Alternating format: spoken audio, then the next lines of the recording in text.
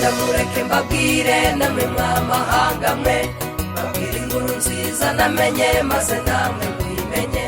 Ndababwira ko Yesu wabambwe ari jye namwe yaziraga, ya mibabaro yose yanyuzemo n'urukundo rukomeye. Abanyarwanda mureke mbabwire namwe mw'amahanga mwe, babwire inkuru nziza namenye maze namwe muyimenye. Ndababwira ko Yesu wabambwe ari jye namwe yaziraga, ya mibabaro yose yanyuzemo n'urukundo rukomeye. Ese mwari muzi ko Yesu burya atajya arambirwa, kuturinda n'umugambi we intego idahinduka, kandi urindwa nawe arahirwa agira amahoro mu mutima. Ngwino nawe winjire muri we twibanire mu mahoro. Ese mwari muzi ko Yesu burya atajya arambirwa, kuturinda n'umugambi we intego idahinduka, kandi urindwa nawe arahirwa agira amahoro mu mutima. Ngwino nawe winjire muri we twibanire mu mahoro.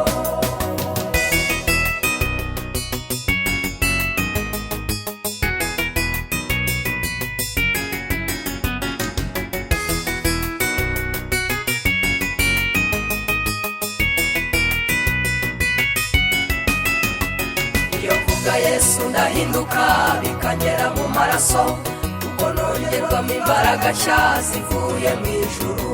Binyizeza ko nyuma y'ubuzima tuzongera tukabaho mu gihugu kiruta ibyino ahataba imibabaro. Iyo mvuga Yesu ndahinduka bikagera mu maraso, kuko nongerwamo imbaraga nshya zivuye mu ijuru.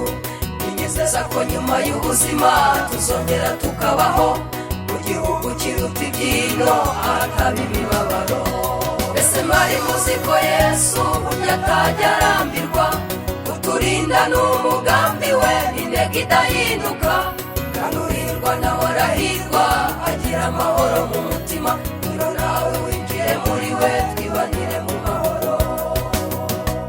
Ese mwari muzi ko Yesu burya atajya arambirwa, kuturinda n'umugambi we intego idahinduka, kandi urindwa nawe arahirwa agira amahoro mu mutima.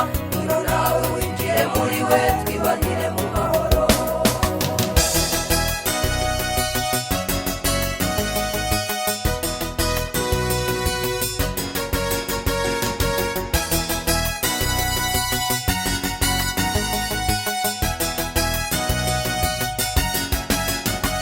Yesu ni umugabo ukomeye yambereye ubwugamo, kandi niwe nzira y'ukuri ndabarahiye n'ubugingo. Yesu ni umugabo ukomeye yambereye ubwugamo, kandi niwe nzira y'ukuri ndabarahiye n'ubugingo. Ese mwari muzi ko Yesu burya atajya arambirwa, kuturinda n'umugambi we intego idahinduka, kandi urindwa nawe arahirwa agira amahoro mu mutima. Ngwino nawe winjire muri we twibanire mu mahoro.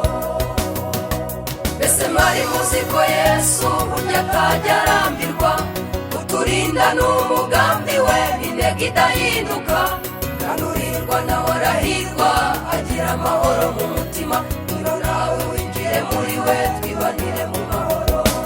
Ese mwari muzi ko Yesu burya atajya arambirwa, kuturinda n'umugambi we intego idahinduka, kandi urindwa nawe arahirwa agira amahoro mu mutima.